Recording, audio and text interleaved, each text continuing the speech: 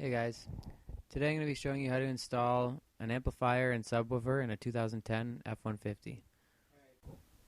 Okay, so first things first, you got to fold down the seats. As I showed you in one of my other videos, how to fold down the seats. And you want to take out your carpet, which I've already done here. Take a look at the back of the truck. Plan out how big you need your wood and how you're going to support it using maybe what's there. Maybe you want to drill in your truck. I didn't want to drill in the truck because what you can see here, that's the truck body. You can't drill in that. You're going to go right through to the outside. You can see through there. And the other part's pretty hard steel, so I decided not to drill in my truck. I try to keep it as stock as possible. Try not to make any holes. And here you see my planned out wood design there, which goes around the seat belt. And I use these holes right there just to support the top of the wood. And the amplifier is pretty long, so it's got to be pretty long there. Okay, here you see I got my wood cut at the Home Depot. They cut it for me. I didn't want to bring out the skill saw, so they cut it for me. And I picked up some 3/8 rod, cut it into 3-inch pieces here. Picked up some 3/8 nuts and washers as well. And I Mickey Moused it into these holes here. You'll figure it out. You'll know what I'm talking about once you see it. It's hard to get a nut started on the other side of that piece there. Okay, so here I got one rod in, and I've got another rod a little bit further down actually. So okay, you can see here I had to shove the washer inside and hook it up like that to try and get the rod through the washer, which is bigger than that hole. Okay, after putting all your rods in, put the carpet back up, and you're just going to mark out where the rods are. And to avoid cutting, I know most people, they cut a huge square out of this carpet, but it probably serves some sort of heat insulation purpose, so I didn't want to do that. You can see here, I got my rods poking through, and I'm just going to use the wood pushing on against the rods with a nut and a washer, and it's just going to slowly compress this insulation carpet stuff here to avoid cutting in it.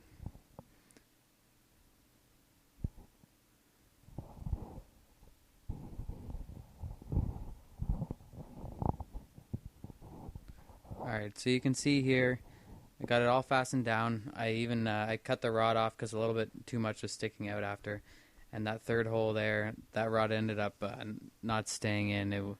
It was too hard to support in the backing, but it's still pretty sturdy, so just with 2 rods, perfect, good enough. It's wedged at the bottom, so it's all okay. So here we are again. Go mount my amplifier. Installing my amplifier here. I noticed yesterday after I installed it that the seats won't fold up all the way because I had the amp edge was over here, right in between these things here. So I guess it's sticking out too far. So when you fold up the seats completely, put in. No. So when it's up completely like that, there's not very much room. You can see it's less than the amp. Although when you fold it down, it gives it lots of room. So what I had to do was just move it over. Since there's going to be a sub box under one of these seats anyways, I will lose functionality of folding the seats up all the way. I don't know if that could have been avoided. At least somehow. Now I have functionality of at least one of the 2 seats, right? Because my amplifier won't fit behind one seat there. So I moved that. Now I'm gonna run the power wire here and the remote wire as well. I'm gonna bring it all along the back, tuck it in behind that plastic, and down along these panels that I removed here. This is what the panel looks like, and it's got 3 clips. So when you pull up on these, you're gonna pull it out of this silver part first. It just pulls out. You kind of gotta push back on there, and then it's gonna be stuck in at the back with all these 3 black clips here. Don't pull the yellow rubber out. You gotta try and wiggle it out. This actually goes right through the bottom of the truck. You can see the ground there, so you might be able to push it from below on the back side anyways. But on the driver's side, it doesn't work that way. So you just gotta wiggle it around, try not to break anything there. And I'm gonna run my power line up along here, and You can see I removed a bunch of panels. It's just pulled out. I literally just pulled on it. It's just got a bunch of clips on one side. Remove that. I took out the glove box with a couple screws. I took that out just so I could try and find a way to go through the firewall here. So what I got here, I found this after long trying to fish this wire through here. I took a roll of solder because the coat hanger wasn't working.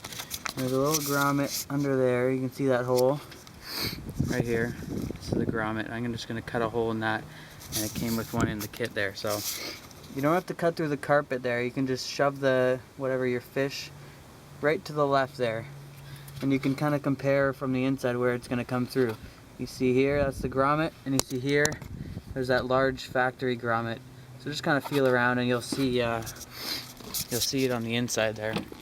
So after a while of frustration, I've finally been able to pull my thing through. So what I'm going to do is tie a string to that, pull the string back through the grommet, and then do the reverse and pull the power wire through.